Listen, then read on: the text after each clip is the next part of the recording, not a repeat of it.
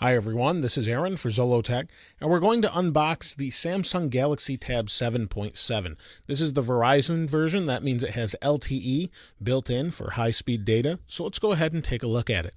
Now this is supposedly the thinnest 4G tablet on the market, so it should be interesting to see if it still holds up build quality-wise. But here's the Galaxy Tab. Let's go ahead and take this out here and see what we've got.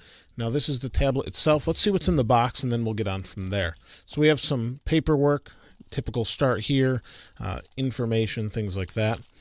Put that aside. We have a USB sync cable, it looks like. There it is. We can see that we have what looks to be kind of like an iPhone, iPod connector and to USB. We also have our wall adapter, and this is what we've seen before with Samsung. So we have USB in the back here.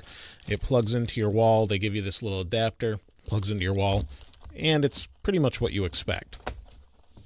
Let's set the box aside and take a closer look at the Galaxy Tab itself.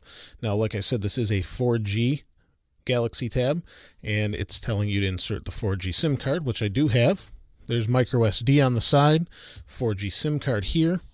Feels built pretty well. This is either steel or aluminum. And this is where the SIM card goes. It's saying it goes like this. I have the SIM card right here.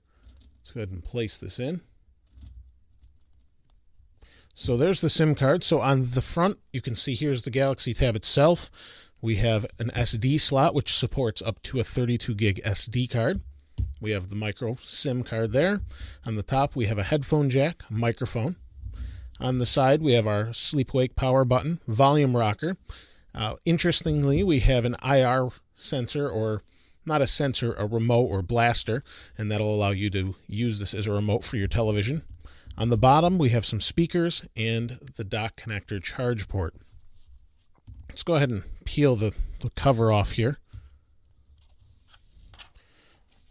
Now the screen itself, it should be pretty interesting to see.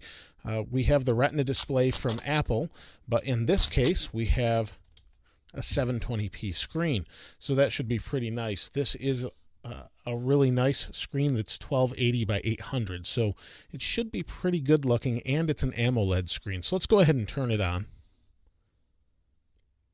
Now it is pretty thin, it feels pretty light, and it's interesting holding a little bit bigger tablet than a 7-inch, but not quite as big as a 10-inch. It does look kind of small in my hands, but it's booting up. That's pretty fast, really, and that's probably due to its dual-core 1.4 gigahertz processor.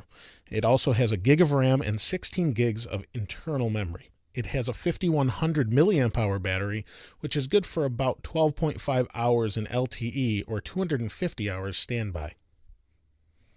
There you can see the screen, and that looks really nice. Let's go ahead and swipe to unlock. Okay, it wants us to set it up. Hit next. See if you can see that. Let me zoom in here a little bit. Now I've moved some of the light away so you can see a little bit better, and it's saying please wait, and let me tell you, this screen looks absolutely beautiful. It must be and I know there's not a whole lot going on, but it looks really nice.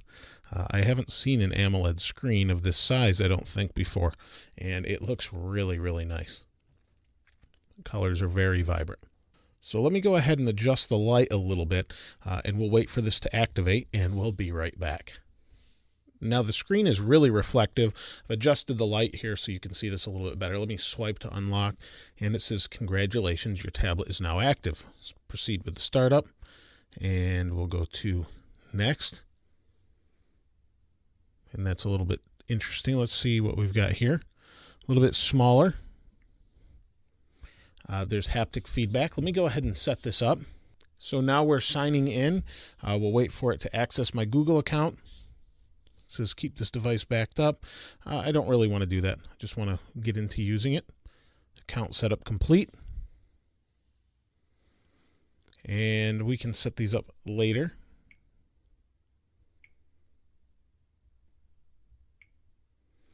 And I'll set all of that up later. And welcome to Backup Assistant.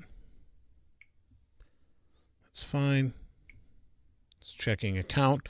and I really don't care too much about that. I just want to go to the home screen. And really, let me tell you, this is very nice looking. Now, for those of you that may be wondering how much it costs, it's actually a little bit expensive. It's $449 on contract, so that's a 2-year contract for $449, or full retail without a contract is $699. So that contract will require data. Now on the back here, we do have a 3-megapixel camera that will record video and things in 1080p, and we have a 2-megapixel forward-facing camera. The screen is really nice, so far very responsive, and obviously it's going to take some time using this to give you my real opinion of it.